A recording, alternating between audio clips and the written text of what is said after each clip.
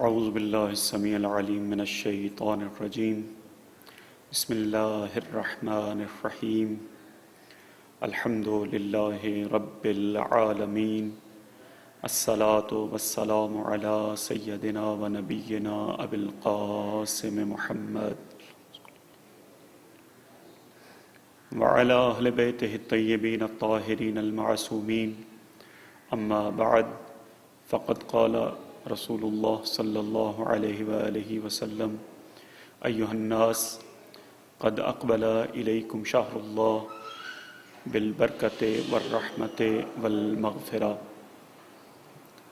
رمضان المبارک کے حوالے سے سلسلہ کلام جاری ہے، اور خاص طور پر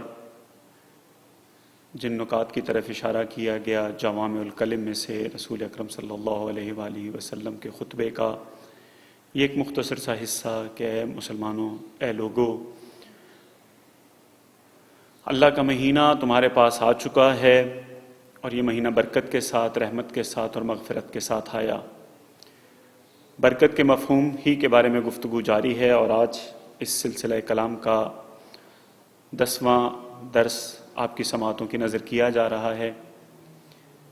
برکت بہت وسیع مفہوم، جو وقت میں برکت، زندگی میں برکت، عمر میں برکت، اولاد میں برکت، غرض نعمتوں کے ہر حصے میں برکت پر مشتمل ہے۔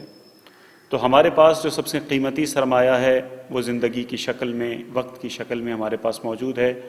اور اسی میں برکت کی تگ و دو کے لیے ہم مصروف رہتے ہیں۔ اسی زندگی میں برکت کے لیے، یعنی زندگی کو اس مقصد کی طرف گزارنے کے لیے، اس مقصد میں بسر کرنے کے لیے کہ جس کے لیے ہمیں یہ زندگی عطا ہوئی ہے، سب سے بڑی رکاوٹ وہ مشکلات تھیں جو زندگی کو اس کے اصلی ہدف سے، اس کے اصلی مقصد سے دور کر دیتی ہیں۔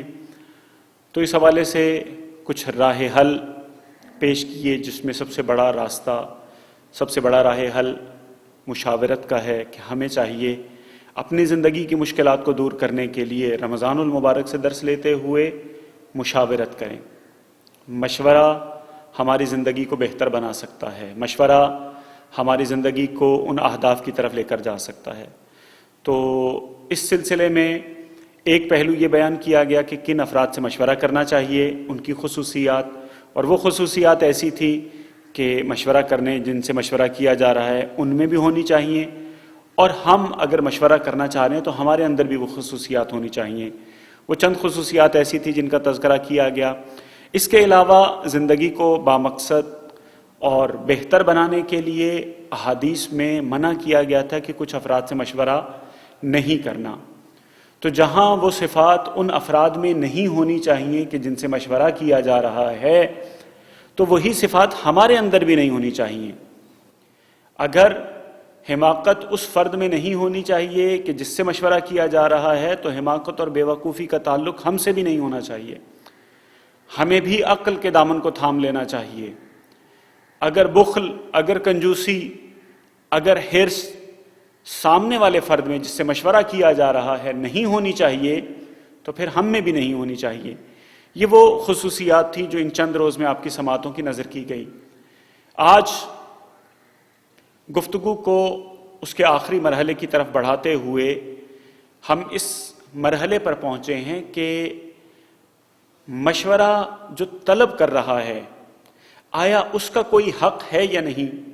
اب تک تو خود مشورہ لینے والے کے بارے میں بتایا گیا تھا کہ ان افراد سے مشورہ لینا ہے، ان سے نہیں لینا۔ یہ تمام کی تمام ذمہ داریاں اس فرد پر عائد ہوتی تھیں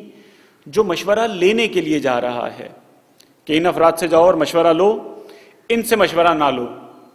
یہ ذمہ داریاں اس فرد پر عائد ہو رہی تھیں جو مشورہ لینے کے لیے جا رہا ہے۔ لیکن کیا صرف یہی ذمہ داریاں ہیں یا اس سے بالا تر بھی ہے؟ اسلامی تعلیمات میں ایک حصہ ایسی باتوں پر مشتمل ہے، خود اسی مشورے کے باب میں، کہ وہ افراد جو مشورہ دے رہے ہیں کچھ ان کی ذمہ داریاں بھی ہیں، اور مشورہ لینے والے کے کچھ حقوق ہیں۔ تو آج انتہائی اختصار سے جس حد تک ہو سکے گا مشورہ لینے والے کے حق کے بارے میں گفتگو کی جائے گی۔ یعنی اگر کوئی فرد کسی فرد کے پاس، کسی شخص کے پاس آتا ہے، اپنی پریشانی کو، اپنی مشکل کو بیان کرتا ہے، تو اگر انسان اس کو مشورہ دینے کا فیصلہ کر لے کہ ہاں میں مشورہ دوں گا، تو جیسے ہی یہ فیصلہ کرتا ہے کچھ حقوق اس فرد پر عائد ہو جاتے ہیں کہ دیکھو یہ مشورہ لینے والا تمہارے پاس آیا ہے، اس کا اب کچھ حق ہے۔ اس کے جو حقوق بیان کیے گئے ہیں وہ خاص طور پر امانت ہے، اس کا ایک حق امانت ہے۔ یعنی اگر کوئی شخص یہ تسلیم کر لیتا ہے کہ ہاں میں تمہیں مشورہ دیتا ہوں یا مشورہ دینے لگتا ہے، تو سب سے پہلا حق حق امانت ہے۔ دوسرا حق حق خیر و صلاح ہے، یعنی وہ چیز جس کو بہتر اور مناسب سمجھتا ہے وہ اس تک پہنچائے، جو اپنے لیے بہتر سمجھتا ہے، جو اپنے لیے مفید سمجھتا ہے وہی اس تک پہنچائے، اور اگر ایسا نہیں کرے گا تو خیانت کا ارتکاب کرے گا۔ اور دو سزائیں ہیں جو روایات کے اندر، احادیث کے اندر بیان کی گئی ہیں، کن لوگوں کے لیے؟ ان لوگوں کے لیے کہ جن سے مشورہ مانگا جائے اور وہ صحیح مشورہ نہ دیں۔ مشورہ طلب کیا گیا اور انہوں نے مشورے کا جواب صحیح نہیں دیا، مشورہ دینا قبول کر لیا لیکن اس کی رہنمائی صحیح سمت میں نہیں کی، تو دو سزائیں ہیں، ایک اس دنیا میں سزا ہے اور ایک آخرت میں سزا ہے۔ دنیا کی سزا بھی بہت بھیانک اور آخرت کی سزا سب سے زیادہ بھیانک ہے۔ تو آج اسی حوالے سے گفتگو کریں گے۔ تو پس اگر کوئی شخص کسی کے پاس آتا ہے مشورہ لینے کے لیے، تو مشورہ دینے والے کا سب سے پہلا حق اس فرد کی نسبت سے یہ ہے کہ بطور امانت پیش آئے۔ یہ امانت کیا ہے؟ امانت کا البتہ ہمارے یہاں جو ایک مفہوم بن چکا ہے، امانت کا ویسے تو عربی کے اندر جو معنی ہے وہ آرام و سکون بھی ہے، اور متعدد معنی کے ساتھ ساتھ سالم رہنا، حفاظت کرنا، اور اسی سے ہمارے یہاں امانت کا کلچر آج کا نہیں، صدیوں سے انسانوں کے درمیان چلا آ رہا ہے، وہ ہے مال کا محفوظ رکھنا، مال کا محفوظ یا سالم رکھنا یا رہنا۔ تو امانت بھی اسی معنی میں کہا جاتا ہے، اور عام طور پر امانت ہمارے یہاں مالی مسائل کے بارے میں استعمال ہوتا ہے کہ کوئی شخص اپنا مال کسی کے پاس رکھوائے، اپنی اشیاء کسی کے پاس رکھوائے۔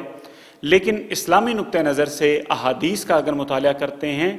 تو یہ بات واضح ہو کر ہمارے سامنے آتی ہے کہ امانت صرف اموال میں نہیں ہے، بلکہ امانت مال میں بھی ہے اور معنوی امور کے بارے میں بھی ہے، دولت کے بارے میں بھی ہے، ثروت کے بارے میں بھی ہے، ان چیزوں کے بارے میں اپنی جگہ پر، لیکن اس کے ساتھ ساتھ معنوی امور اور روحانی امور جو ہیں وہ بھی امانت پر مشتمل ہیں۔ چنانچہ اسلام کو امانت کہا گیا ہے، قرآن مجید کو امانت کہا گیا ہے، ولایت کو، اہل بیت کی ولایت کو امانت کہا گیا ہے، نماز امانت ہے، اور اس جیسے دسیوں امور ہیں۔ اور انہی میں سے ایک امر مشورہ ہے کہ اگر کوئی شخص آپ کے پاس مشورہ لینے کے لیے آیا ہے اور آپ اسے مشورہ دے رہے ہیں، تو جیسے ہی آپ نے مشورہ دینا شروع کیا تو یہ امانت شروع ہو گئی، اب آپ امین بن گئے۔ امانت کیا اہمیت رکھتی ہے؟ امانت کے حوالے سے کچھ احادیث ہیں جو میں پیش کرنا چاہوں گا اس عنوان سے کہ تاکہ مشورہ دیتے ہوئے یہ باتیں ہمارے ذہنوں میں رہیں کہ کتنا بڑا اور کتنا اہم کام ہم کرنے لگے ہیں۔ امیر المومنین علیہ الصلوۃ والسلام سے رسول اکرم صلی اللہ علیہ وآلہ وسلم نے ارشاد فرمایا تھا، یا ابا الحسن عد الامانۃ الی البر والفاجر فیما قل وجل حتی فی الخیط والمخیط۔ اے ابو الحسن، یہ امانت کے حوالے سے بہت اہم حدیث ہے رسول اکرم صلی اللہ علیہ وآلہ وسلم کی کہ اے ابو الحسن، امانت جو ہے وہ صرف مسلمان کا حق نہیں ہے، نیک ہو تب بھی اس کی امانت پلٹاؤ، بد ہو تب بھی اس کی امانت اس تک پلٹاؤ، مومن ہے تب بھی اس کی امانت اس تک پہنچاؤ، فاسق و فاجر ہے تب بھی اس کی امانت اس تک پہنچاؤ۔ پس یہ یاد رکھیے گا کہ امانت ان امور میں سے ہے کہ جو اسلام اور کفر کو، کوئی کسی قسم کے اسلام اور کفر میں تفاوت کی قائل نہیں ہے۔ جتنا حق کسی مومن کا ہے اتنا ہی حق کسی کافر کا ہے، جتنا حق کسی نیک اور دیندار آدمی کا ہے اتنا ہی حق کسی فاسق و فاجر کا ہے، کسی گناہگار آدمی کا ہے۔ اگر گناہگار آدمی مشورہ لینے کے لیے آیا ہے تو اسے سزا دینے کی کوشش نہ کریں، بلکہ اس کو بھی ویسے ہی مشورہ دیں جیسے کوئی دیندار آدمی مشورہ لینے کے لیے آئے۔ جس طرح سے کوئی مومن مشورہ لینے کے لیے آتا ہے، آپ سے رائے پوچھتا ہے، اسی طرح سے کافر کو بھی مشورہ دیں۔ یہ حق ہے، یہ رسول اکرم صلی اللہ علیہ وآلہ وسلم کی حدیث کے مطابق۔ اور امانت کے حوالے سے تو ائمہ معصومین علیہ الصلوۃ والسلام کی سیرت و کردار کی طرف اگر دیکھا جائے تو انسان دنگ رہ جاتا ہے۔ روایت ہے کہ امام سجاد علیہ الصلوۃ والسلام نے ارشاد فرمایا تھا کہ اگر میرے باپ کا قاتل میرے پاس امانت رکھوانے کے لیے آئے اور میں قبول کر لوں، اور وہ امانت کیا رکھوائے، وہ خنجر یا وہ تلوار رکھوائے جس سے اس نے میرے بابا کو شہید کیا تھا، تو میں اس امانت کا خیال کروں گا، اور جب اس کو امانت چاہیے ہوگی، جب واپسی کا مطالبہ کرے گا، تو میں اس امانت میں خیانت نہیں کروں گا، میں اسے وہ امانت واپس کروں گا۔ اور امام صادق علیہ الصلوۃ والسلام کے پاس بھی ایک شخص نے آ کر کہا کہ مولا، ہمارے پاس بہت سے بادشاہوں کی یہ جو امراء ہیں، حکام ہیں، ان کے اموال آتے ہیں، مولا یہ نہ خمس نکالتے ہیں، نہ زکوٰۃ نکالتے ہیں، نہ دیگر الہی امانتوں کو ادا کرتے ہیں، یہ اس قسم کے اموال ہوتے ہیں، یہ ہمارے پاس رکھوا دیتے ہیں، تو کیا ہم یہ اموال واپس کر دیا کریں ان کو؟ تو مولا نے قسم کھا کر کہا تھا امام صادق علیہ الصلوۃ والسلام نے کہ دیکھو، اگر میرے جد امجد حضرت علی علیہ الصلوۃ والسلام کا قاتل ابن ملجم وہ میرے پاس امانت رکھوائے اور میں اس کو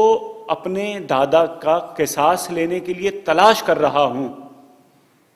یعنی میں اس کی تلاش میں ہوں، میں اس کو ڈھونڈ رہا ہوں تاکہ اپنا انتقام لے سکوں، لیکن اگر وہ کوئی امانت میرے پاس رکھوا دے تو وہ امانت اس کی بالکل محفوظ رہے گی میرے پاس، اس امانت میں خیانت نہیں ہوگی۔ یہ ائمہ معصومین علیہ الصلوۃ والسلام کی سیرت ہے کہ اپنے آباء و اجداد کے قاتلوں کو بھی معاف کر دیتے ہیں۔ اور امام صادق علیہ الصلوۃ والسلام کی حدیث ہے کہ اگر کوئی شخص امانت اس کے سپرد کی جائے اور وہ اس امانت کو بالکل اسی طرح سے واپس کر دے تو گویا کہ اس نے 1000 جہنم کی آگ کی گرہیں اپنی گردن سے کھول ڈالی ہیں۔ جہنم کے جو پھندے، جو 1000 پھندے اس کی گردن میں لگے ہوئے تھے، وہ اتار ڈالی ہیں۔ کس شخص نے؟ جس نے امانت کو ادا کیا۔ بس یاد رکھیے گا کہ اگر کوئی شخص آپ سے مشورہ کرے، اگر کوئی شخص ہم سے مشورہ مانگے اور ہم بالکل صحیح مشورہ دیں، خیر و صلاح کے مطابق مشورہ دیں، تو 1000 پھندے جو ہماری گردنوں میں پڑے ہوئے ہیں دوزخ کے، وہ ہم نے اتار ڈالے۔ اپنے اعمال کی وجہ سے جو آگ ہم نے اپنے گرد لپیٹ لی ہے وہ اتار ڈالی۔ اتنی اہمیت ہے اس امانت کی، اس مشورے کی۔ اور مولا فرماتے ہیں کہ امانت کا معاملہ تو ایسا ہے کہ شیطان تک، جیسے ہی شیطان بھی یہ دیکھتا ہے نا کہ کسی فرد کے سپرد امانت کی گئی ہے، تو شیطان اپنے 100 ایسے چیلوں کو کہ جن کا کام ہی صرف انسانوں کو وسوسہ کر کے گمراہ کرنا ہے، اس شخص پہ مسلط کر دیتا ہے کہ تم اس کو گھیر لو، تم اس کے دل میں بار بار نئے نئے وسوسے ڈالتے رہو، اور اتنے وسوسے ڈالو کہ اس کے نتیجے میں یہ امانت تمہاری خیانت کر لے، اس امانت میں خیانت کا ارتکاب کر لے۔ تو مولا فرماتے ہیں کہ اس طرف یہ توجہ رہے کہ شیطان اتنا گمراہ کرے گا، لہٰذا سبقت کرو، جلدی کرو امانتوں کو پلٹانے میں۔ بس اگر کوئی شخص آپ سے مشورہ مانگ رہا ہو تو اس حقیقت کی طرف، اس بات کی طرف ہمیشہ توجہ رہے کہ یہ جو دل کے اندر وسوسے آ رہے ہیں، یہ جو دل کے اندر چیزیں اٹھ رہی ہیں، باتیں اٹھ رہی ہیں کہ اس نے فلاں ڈز پہنچائی تھی، اس نے فلاں نقصان پہنچایا تھا، اس نے فلاں مومن کے ساتھ یہ سلوک کیا تھا، آج یہ مجھ سے مشورہ کرنے کے لیے آیا ہے تو آج اس سے میں بدلہ لے سکتا ہوں، ہرگز ایسا تصور نہیں آنا چاہیے۔ ہرگز اس قسم کی کسی آواز پر لبیک نہیں کہنا چاہیے۔ کیوں؟ اس لیے کہ یہ وہی شیطان کے وسوسے ہیں، شیطان کے چیلوں کے وسوسے ہیں جو آپ سے آپ کے دل میں اس کی جانب سے اٹھائے جا رہے ہیں۔ قرآن مجید کے اندر بھی امانتوں کو ادا کرنے کے لیے بہت تاکید کی گئی ہے، والذین هم لامانتہم وعہدہم راعون یا ان اللہ یامرکم ان تؤدوا الامانات الی اہلہا، یہ احکام بیان کیے گئے ہیں۔ اور رسول اکرم صلی اللہ علیہ وآلہ وسلم کا بڑا معروف واقعہ ہے کہ فتح مکہ کے بعد رسول اکرم صلی اللہ علیہ وآلہ وسلم نے خانہ کعبہ کے کلید بردار عثمان بن طلحہ کو بلایا اور ان سے کہا کہ چابیاں دو۔ مکہ فتح ہو چکا ہے، فتح کے بعد پورے کا پورا علاقہ رسول اکرم صلی اللہ علیہ وآلہ وسلم کی ملکیت ہے۔ رسول اکرم صلی اللہ علیہ وآلہ وسلم چابیاں لینے کے بعد خانہ کعبہ کے اندر تشریف لے کر جاتے ہیں، حضرت علی علیہ السلام کے ساتھ مل کر وہ تمام بت، وہ تمام رجس، وہ تمام اوثان جو خانہ کعبہ کے اندر موجود تھے انہیں باہر پھینک کے خانہ کعبہ کو پاک کر دیتے ہیں، اور اس کے بعد باہر تشریف لے کر آتے ہیں تو عثمان ابن طلحہ بھی موجود ہیں، مشرک ہیں، اور حضرت عباس بھی ہیں۔ تو حضرت عباس رسول اللہ کے چچا، خانہ کعبہ کی بہت سی خدمات، سقایت البیت ان کے پاس ہے اور بہت سی ذمہ داریاں ان کے پاس ہیں۔ آگے بڑھ کر کہتی ہیں یا رسول اللہ یہ کلید برداری، خانہ کعبہ کی کلید، یہ چابی، یہ بھی ہمارے سپرد کر دیجئے۔ تو رسول اکرم صلی اللہ علیہ وآلہ وسلم اسی آیت کی تلاوت کرتے ہوئے چابی اس کے حوالے نہیں کرتے، حضرت عباس کے حوالے نہیں کرتے، بلکہ وہ جو مشرک ہیں، عثمان بن طلحہ اس وقت مشرک تھے، ان کے سپرد کر دیتے ہیں کہ یہ امانت ہے، یہ اس کے سپرد رہے گی۔ تو ان چیزوں کا بڑا اثر پڑتا ہے۔ رسول اکرم صلی اللہ علیہ وآلہ وسلم امانت کا اتنا خیال رکھتے تھے، اور امانت ہی کی وجہ سے دینداری کو پرکھا جاتا ہے۔ امام صادق علیہ السلام کی حدیث ہے، رسول اللہ کی احادیث ہیں، اور متعدد ائمہ کی احادیث ہیں جس میں اس بات کی تاکید کی گئی ہے کہ اگر تم نے کسی شخص کی دینداری دیکھنی ہے تو یہ نہ دیکھو، یہ ہرگز نہ دیکھو کہ کتنے لمبے لمبے سجدے کر رہا ہے، کتنے لمبے لمبے رکوع کر رہا ہے، کتنی لمبی لمبی نمازیں پڑھ رہا ہے، یہ نہ دیکھو۔ ممکن ہے یہ عادت ہو چکی ہو اس شخص کو، عادت کی بنیاد پر لمبی لمبی نمازیں پڑھ رہا ہے، لمبے لمبے سجدے کر رہا ہے، لمبے لمبے رکوع کر رہا ہے۔ یہ اگر چھوڑ دے گا عادت کو تو اس کی صحت پہ کوئی اثر نہیں پڑے گا۔ اگر دیکھنا ہے تو دو چیزیں دیکھو، سچ کتنا بولتا ہے، کتنا سچا ہے، اور دوسری چیز جو دینداری کی علامت قرار دی گئی ہے وہ امانت داری ہے۔ مولا کہتے ہیں کہ اگر امانت دار ہے تو دیندار ہے، اور اگر امانت دار نہیں تو وہ نماز روزہ اس کی عادت ہے، دین کی علامت نہیں۔ بڑا معروف واقعہ ہے کہ عام طور پر مسلمانوں میں یہی سمجھا جاتا تھا کہ جو قاضی ہوتا ہے، جو چیف جسٹس یا جسٹس ہوتا ہے کسی بھی علاقے کا، جج ہوتا ہے، اس کو سب سے زیادہ عادل تصور کیا جاتا تھا مسلمانوں کے یہاں، کہ یہ سب سے زیادہ دیندار، سب سے زیادہ سلجھا ہوا آدمی ہے، یہ دیندار بھی ہے، امانت دار بھی ہے۔ تو اس کے سپرد امانتیں کی جاتی ہیں۔ ایک وہ بادشاہ کا قصہ ہے، مختلف افراد کی طرف منسوب ہے، کہ ایک شخص نے اپنا مال ایک قاضی صاحب کے سپرد کر دیا۔ دینداری کو دیکھیے گا، قاضی صاحب کے سپرد کر دیا اور سفر پر چلا گیا۔ سفر پر جانے کے بعد جب واپس پلٹ کر آیا تو قاضی سے مطالبہ کیا کہ میری امانت میرے سپرد کی جائے، واپس کی جائے۔ تو قاضی صاحب نے کہا کہ میں تو آپ کو پہچانتا ہی نہیں، کوئی گواہ، کوئی وثیقہ کچھ لکھ کر دیا ہو تمہیں، وہ لاؤ۔ تو اس نے کہا کہ ایسا تو کچھ بھی نہیں تھا، ہم تو آپ کی زبان پر، آپ کی دینداری پر، آپ کی نیک نامی پر یقین کرتے ہوئے یہ امانت رکھ کر چلا گیا تھا، تو اب بتائیے میں کیا کروں۔ اس نے کہا کہ بھائی تیری کوئی امانت میرے پاس موجود ہی نہیں ہے، لہٰذا جاؤ واپس۔ یہ شخص حاکم شہر کے پاس چلا گیا، بادشاہ کے پاس چلا گیا، اور اسے جا کر شکایت کی کہ بادشاہ سلامت یہ دیکھیے یہ تو میری امانت واپس نہیں کر رہا۔ تو بادشاہ سلامت نے کہا کہ اچھا ایسا کرو کہ تم کل آنا، کل واپس جب میں وہاں پر موجود ہوں گا تو تم قاضی سے آ کر امانت کا مطالبہ کرنا۔ اور ایک وقت طے کر لیا، اس وقت کے مطابق بادشاہ قاضی کے پاس چلا گیا اور جا کر کہنے لگا کہ آپ جانتے ہیں کہ مجھے حج کے لیے جانا ہے، حج کے سفر پر، اور آپ کی امانت، آپ کی دیانتداری، آپ کی دینداری سب سے زیادہ معروف ہے، سب میں مشہور ہے۔ تو میں اس لیے آیا ہوں کہ حج میں مجھے 2-3 مہینے لگ جائیں گے، زیارات وغیرہ بھی کروں گا تو واپس آنے میں وقت لگ جائے گا، تو میں چاہتا ہوں کہ میری غیر موجودگی میں ملک کا نظم و ضبط، اس پورے ملک کو آپ چلائیں۔ آپ سے زیادہ بہتر مجھے امانت دار کوئی نظر نہیں آتا۔ ممکن ہے وزراء کے حوالے کروں تو وزراء خیانت کرنے لگ جائیں، وزراء بدعنوانی کرنے لگ جائیں۔ تو قاضی بہت خوش ہوا عین اس وقت جب یہ باتیں ہو رہی تھیں کہ اس شخص نے جس کی امانت قاضی صاحب ہڑپ کر چکے تھے دروازے پر دستک دی، پوچھا کون؟ کہا کہ میں امانت لینے کے لیے آیا ہوں۔ قاضی صاحب نے اندر بلا لیا۔ اب معاملہ یہ تھا کہ اگر بادشاہ سلامت کے سامنے متہم ہو جاتے اور یہ بات کی جاتی کہ میں تمہیں نہیں پہچانتا اور یہ شور کر دیتا تو وہ جو ملک مل رہا تھا، وہ جو مملکت مل رہی تھی، وہ جو اقتدار مل رہا تھا، اس سے قاضی صاحب محروم ہو جاتے۔ لہٰذا قاضی صاحب نے اس کو چابی دی اور کہا کہ وہ صندوق رکھا ہوا ہے، اس میں سے اپنی امانت تلاش کرو اور لے جاؤ۔ وہ شخص گیا اور وہ صندوق میں سے اپنی امانت، وہ اپنی تھیلی، اپنی زنبیل جو کچھ بھی تھی وہ اٹھائی اور دکھایا کہ حضور یہ میرا نام لکھا ہوا ہے اور یہ میں لے کر جا رہا ہوں۔ یہ لے کر چلا گیا۔ بادشاہ سلامت اپنے کام کو چلے گئے خاموشی سے۔ 1-2 دن بعد دیکھا کہ بادشاہ صاحب کی طرف سے کوئی پیغام نہیں آ رہا، تو یہ خود بادشاہ کے پاس پہنچ گئے کہ حضور آپ کے سفر حج کا کیا ہوا؟ تو اس بادشاہ نے کہا کہ اے قاضی،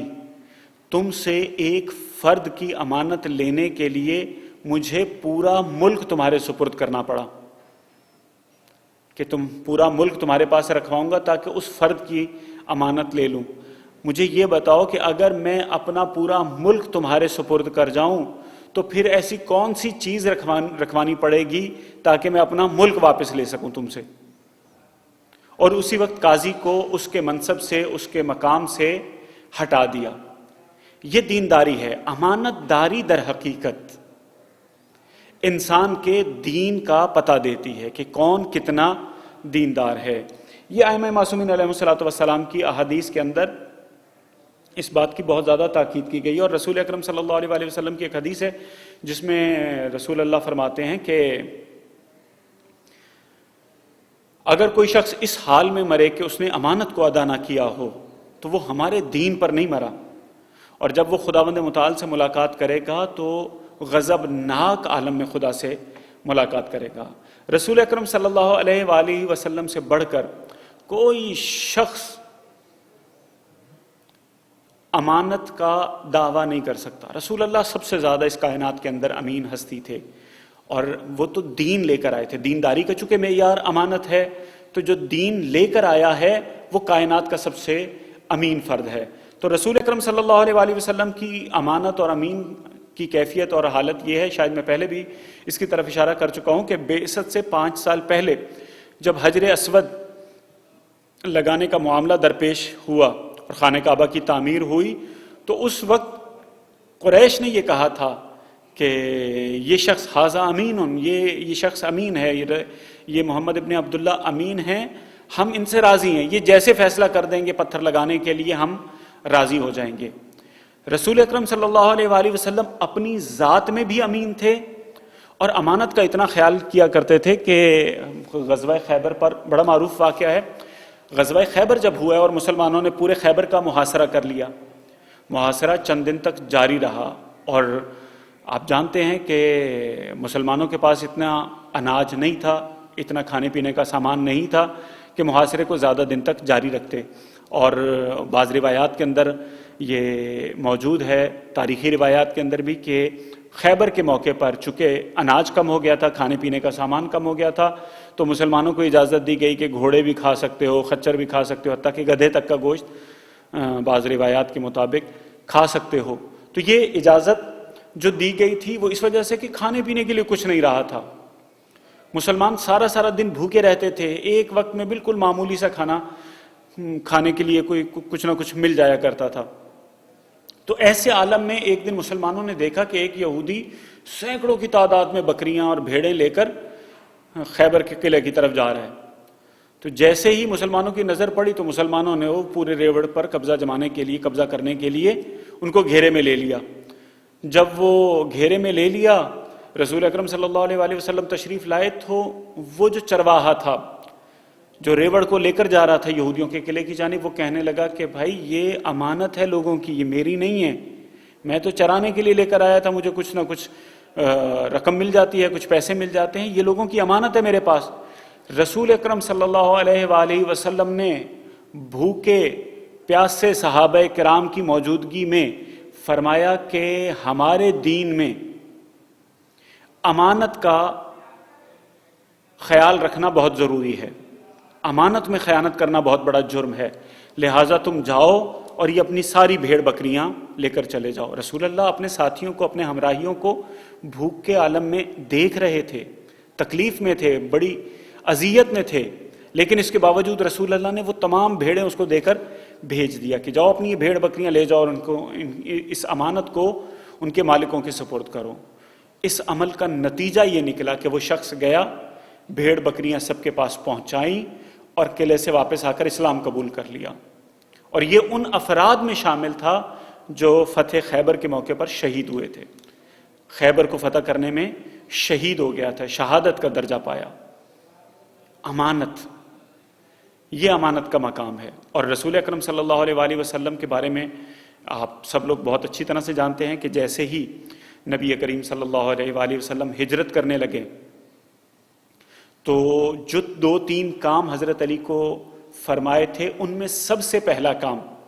اور سب سے اہم کام یہ تھا کہ اے علی میری امانتوں کو لوگوں کے سپرد کر کے آنا، اور امانتوں کو لوگوں تک پہنچانے کے لیے حضرت علی علیہ الصلوۃ والسلام 3 دن تک مکے میں ٹھہرے رہے، اور بعض روایات کے مطابق قریش نے تو یہ کیا جب انہیں پتہ چلا کہ حضرت علی علیہ الصلوۃ والسلام رسول اللہ کی امانتیں دے رہے ہیں، رسول اللہ موجود نہیں ہیں، تو کچھ لوگوں نے مل کر اور یہ سازش کی، ایک آدمی کو تیار کیا اور اس نے جا کے کہا کہ رسول اللہ نے میرے 100 سونے کے سکے دینے تھے۔ حضرت علی علیہ الصلوۃ والسلام نے کہا کہ ہاں ٹھیک ہے، اگر رسول اللہ نے دینے تھے تو بتاؤ گواہ یا کوئی وثیقہ، کوئی علامت کچھ بتاؤ۔ تو انہوں نے کہا کہ وثیقہ یا علامت وغیرہ تو نہیں ہے، لیکن رسول اکرم صلی اللہ علیہ وآلہ وسلم کو جس وقت دیے تھے تو قریش کا فلاں فلاں فلاں سردار، یہ جتنے بھی بڑے بڑے سردار تھے ان سب کے نام لے دیے۔ حضرت علی علیہ الصلوۃ والسلام نے کہا کہ ٹھیک ہے، آپ ان کو بلا لیں، یہ گواہی دے دیں تو میں اس سے تمام کے تمام سکے دے دوں گا۔ اب ان سرداروں کو بلا لیا گیا۔ حضرت علی علیہ الصلوۃ والسلام نے، جس طرح سے علماء بیان کرتے ہیں یا کتب میں تحریر ہے، کہ ان گواہوں کو مختلف تھوڑے تھوڑے سے فاصلے پر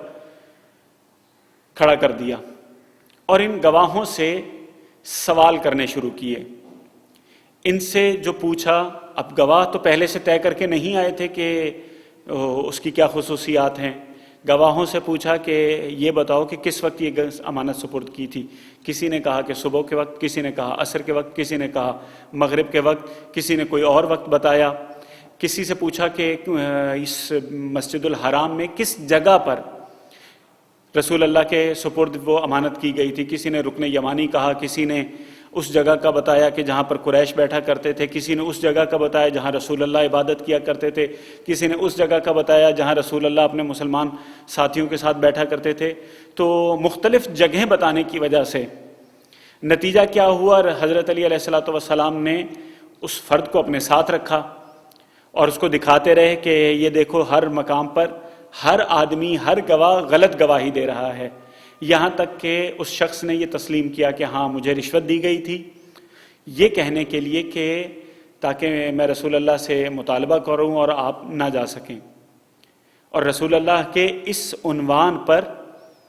لوگ انگلی اٹھائیں کہ نعوذ باللہ من ذالک، رسول اکرم صلی اللہ علیہ وآلہ وسلم نے امانت ادا نہیں کی۔ تو حضرت علی علیہ الصلوۃ والسلام نے رسول اللہ پر لگائے جانے والے اس الزام کا اس طرح سے جواب دیا۔ تو امانت داری رسول اکرم صلی اللہ علیہ وآلہ وسلم کی سیرت میں، ائمہ معصومین علیہ الصلوۃ والسلام کی سیرت میں سب سے زیادہ نمایاں عمل ہے۔ اور حضرت علی علیہ الصلوۃ والسلام کی سیرت کا بھی ایک واقعہ آپ کی سماعتوں کی نظر کرتا چلوں۔ حضرت علی علیہ الصلوۃ والسلام جب خلافت کے منصب پر فائز ہوئے تو بعض لوگوں نے آ کر کہا کہ یا علی، یہ کچھ افراد ایسے ہیں جو بڑے سیاستدان ہیں، جن کا مسلمانوں میں بہت اثر و رسوخ ہے، ان کو بیت المال میں سے بڑا زیادہ حصہ دیا جاتا تھا، آپ بھی وہی زیادہ حصہ ان کو عطا کرتے رہیں، آپ اس حصے میں کمی نہ کریں۔ تو حضرت علی علیہ الصلوۃ والسلام نے کہا کہ کیا تم مجھے یہ مشورہ دے رہے ہو کہ میں ان لوگوں کے حق میں خیانت کروں کہ جن کے اوپر میں خود حکمرانی کر رہا ہوں؟ یہ مال کس کا ہے؟ یہ مال اللہ کا ہے، یہ مال بیت المسلمین ہے۔ جب میں مسلمانوں کے مال میں خیانت نہیں کر سکتا، تصور کرو اگر یہ مال میرا ہوتا تو میں ان سب میں برابر تقسیم کرتا۔ یہ مال تو اللہ کا ہے، یہ مال تو مسلمانوں کا ہے۔ جب مسلمانوں کا اور اللہ کا مال ہے تو اس میں ہرگز خیانت نہیں کر سکتا۔ تو یہ سیرت اہل بیت، سیرت نبی کریم صلی اللہ علیہ وآلہ وسلم کا خاصہ ہے کہ کہیں امانت میں خیانت نہیں۔ بس اگر کوئی مسلمان، کوئی کافر، کوئی مشرک، کوئی نیک آدمی، کوئی فاسق آدمی بھی آپ کے پاس مشورہ کرنے کے لیے آئے تو ہم میں سے ہر فرد کی ذمہ داری ہے کہ اس کو بالکل صحیح مشورہ دیں، اس طرح سے کہ جیسے امانت ادا کی جاتی ہے۔ اگر کوئی شخص اس امانت کو ادا نہیں کرے گا تو دو سزائیں اسلام میں بیان ہوئی ہیں۔ ایک سزا دنیا میں رسول اکرم صلی اللہ علیہ وآلہ وسلم نے ارشاد فرمایا کہ اگر کوئی شخص اس سے مشورہ طلب کیا جائے اور وہ صحیح مشورہ نہ دے تو خداوند متعال اس کی عقل کو چھین لیتا ہے۔ وہ عقل و تدبر، وہ عقل و فہم، وہ عقل و شعور جس کی وجہ سے وہ مشورہ اس سے طلب کیا جا رہا تھا اور اس نے صحیح مشورہ نہیں دیا تو زیادہ وقت نہیں گزرے گا وہ عقل و شعور اس سے چھین لیا جائے گا۔ یہ بدترین سزا ہے جو کسی انسان کو دی جا سکتی ہے، اس لیے کہ انسان بنتا ہی عقل کی وجہ سے ہے، سوچنے کی قوت کی وجہ سے ہے۔ اگر کسی میں سوچنے کی صلاحیت نہ ہو، اگر کسی میں عقل نہ ہو تو وہ انسانوں کے زمرے میں نہیں آتا، وہ انسانوں کی کیٹیگری میں نہیں آتا۔ رسول اللہ کہتے ہیں کہ غلط مشورہ دینے والے کی سب سے پہلی سزا یہ ہے کہ اس سے عقل چھین لی جاتی ہے۔ یہ دنیا کے اندر سزا ہے، اور آخرت کی سزا کے بارے میں امیر المومنین حضرت علی علیہ الصلوۃ والسلام ارشاد فرماتے ہیں کہ ایسے شخص سے اگر مشورہ مانگا جائے، اگر کسی شخص سے مشورہ مانگا جائے اور وہ صحیح مشورہ نہ دے تو اس کے لیے عذاب سعیر ہے۔ سعیر جہنم کے طبقات میں سے ایک طبقہ ہے۔ امام باقر علیہ الصلوۃ والسلام کی حدیث کے اندر اس کی وضاحت آئی ہے، ورنہ خود یہ لفظ قرآن مجید میں متعدد مرتبہ سعیر کے عنوان سے ذکر ہوا ہے کہ یہ جہنم کے طبقات میں سے ایک طبقہ ہے۔ اگر امام محمد باقر علیہ الصلوۃ والسلام کی حدیث کو مد نظر رکھتے ہوئے سعیر کے مقام کا تعین کیا جائے اور پہچاننے کی کوشش کی جائے تو معلوم ہوتا ہے کہ یہ جہنم کا 7واں طبقہ ہے، چھٹا طبقہ ہے، اس کے بعد 7واں سب سے آخری طبقہ ہے۔ یہ جو چھٹا طبقہ ہے اس کے اندر جو آگ ہے یہ وہ آگ ہے جس کی لپٹیں اوپر تک جاتی ہیں، جس کے شعلے بلند ہوتے ہیں۔ تو مولا فرماتے ہیں کہ اسے اس جگہ پر رکھا جائے گا، اور بعض روایات میں بیان کیا گیا ہے کہ یہ وہ جگہ ہے کہ جہاں ہر چیز آگ کی بنی ہوئی ہے، ہر چیز آگ کی، حتیٰ کہ وہ لباس جو پہنایا جائے گا، وہ کڑیاں جو پہنائی جائیں گی، وہ توق جو گلے میں ڈالا جائے گا، یہ سب کا سب آگ کا بنا ہوا ہوگا۔ اگر کوئی شخص صحیح مشورہ نہ دے، اس امانت کو صحیح طور پر ادا نہ کرے تو اس کے لیے جہنم کا یہ بدترین عذاب ہے جو امیر المومنین علیہ الصلوۃ والسلام ارشاد فرماتے ہیں۔ خداوند متعال سے دعا کرتے ہیں کہ پروردگارا تجھے واسطہ محمد و آل محمد کا زندگی میں برکت کے لیے ہمیں مشورہ کرنے اور صحیح مشورے دینے کی توفیق عنایت فرما۔ پروردگارا تجھے واسطہ محمد و آل محمد کا زندگی کو، وقت کو جس ہدف، جس مقصد کے لیے تو نے ہمیں عطا فرمایا ہے، اس کو اسی مقصد، اسی ہدف میں بسر کرنے کی توفیق عنایت فرما۔ پروردگارا تجھے واسطہ محمد و آل محمد کا زہرا اکیڈمی اور اس کے تمام متعلقین، وہ تمام افراد جو اس کے ساتھ تعاون کرتے ہیں، وہ تمام افراد جو اس میں خدمات انجام دے رہے ہیں، وہ تمام افراد جو ان کی خدمات سے بہرہ مند ہو رہے ہیں، ان سب پر اپنی رحمتیں اور برکتیں نازل فرما۔ پروردگارہ تجھے واسطہ محمد و آل محمد کا ان کی توفیقات خیر میں دن دگنی رات چوگنی ترقی عطا فرما۔ بار الہ تجھے واسطہ محمد و آل محمد کا، جو مومنین مقروض ہیں ان کے قرضوں کو ادا فرما، جو مومنین بے روزگار ہیں ان کے روزگار میں برکت عطا فرما، جو مومنین اس دنیا سے رخصت ہو چکے ہیں انہیں جوار ائمہ معصومین میں جگہ عنایت فرما۔ بار الہ جو مومنین بے اولاد ہیں انہیں اولاد نرینہ عطا فرما، جو مومنین بے روزگار ہیں یا جو مومنین بیمار ہیں انہیں شفائے کاملہ و عاجلہ عنایت فرما۔ پروردگارہ جن مومنین کے یہاں اولاد ہیں ان کو نیک اور صالح بنا۔ پروردگارہ تجھے واسطہ محمد و آل محمد کا، ہمارے جو جوان جو بچے امتحانات دے رہے ہیں یا دے چکے ہیں ان کو ان کے امتحانات میں کامیابی و کامرانی عطا فرما۔ ملت جعفریہ کو دن دگنی رات چوگنی ترقی عطا فرما۔ پروردگارہ تجھے واسطہ محمد و آل محمد کا، قائم آل محمد کے ظہور میں تعجیل فرما۔ ان اللہ و ملائکتہ یصلون علی النبی یا ایھا الذین آمنوا صلوا علیہ وسلموا تسلیما۔